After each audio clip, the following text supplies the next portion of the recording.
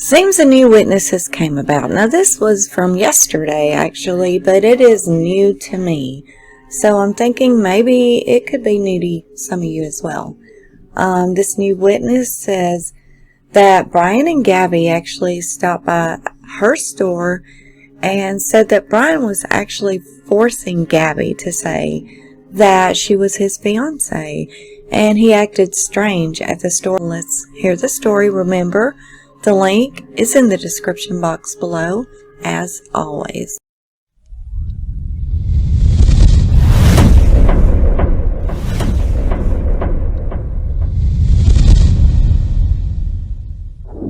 Brian Laundrie prompted Gabby to say that she was engaged during a very odd encounter at an Idaho ice cream shop. A store worker named Sonny Mason, and she works at a store called Victor Emporium. Okay, this is just 30 miles from Grand Teton National Park. And she believes that Gabby and Brian stopped by her store. She believes it was either on August the 25th or maybe the 26th. Okay, now keep in mind on August the 25th, that is the date that Gabby uploaded what would have been her final Instagram post.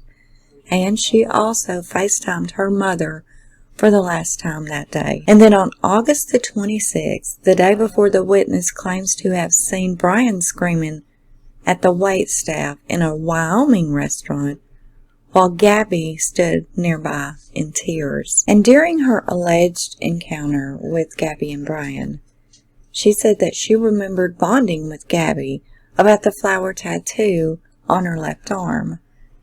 And she said Gabby told her that she and her boyfriend, partner, were on a road trip touring the U.S. national parks, with Yellowstone being their next stop. But it was Brian's strange behavior that really stood out.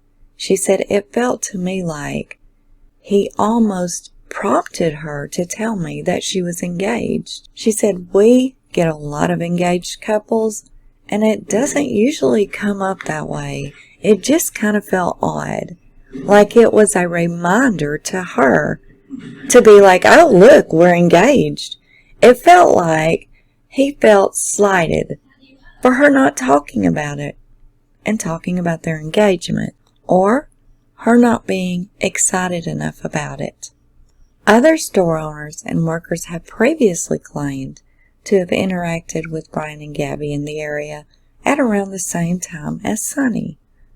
Last month, the owner of the Rustic Row in Victor, Idaho, said that the couple also made a stop at their store on August the 25th or 26th.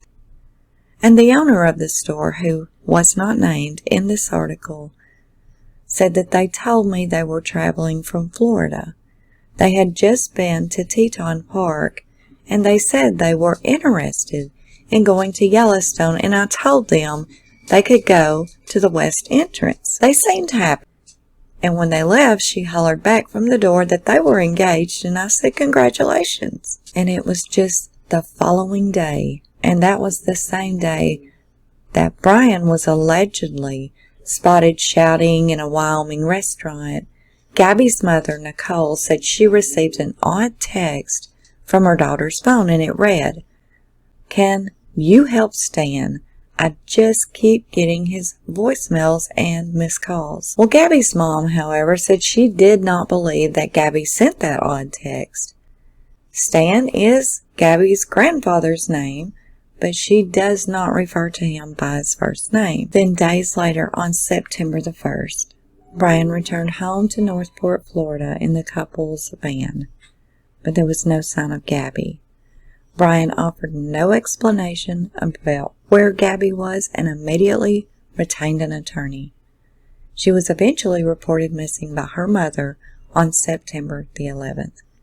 Gabby's remains were found at a campsite near Grand Teton National Park in Wyoming on September the 19th. The manner of Gabby's death was ruled a homicide, and coroners revealed on Tuesday that she had been strangled to death by human force, which is otherwise referred to as throttling. She had also been left out in the wilderness for between 3 to 4 weeks, the coroner said. And that puts her time of death around the end of August. That would be somewhere between August the 25th and August the 29th. And so far, officials have refused to speculate who they believe killed Gabby. Brian has not been named as a suspect in the case, but is considered a person of interest.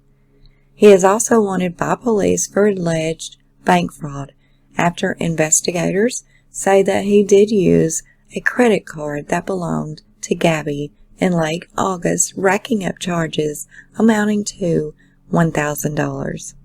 There has been a tireless 4-week search for Brian so far, and it has failed to yield any concrete leads.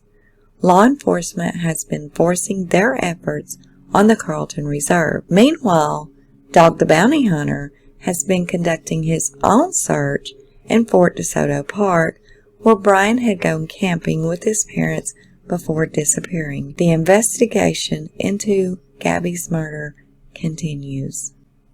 Thank you so much for listening, and until next time, this is Unjustified.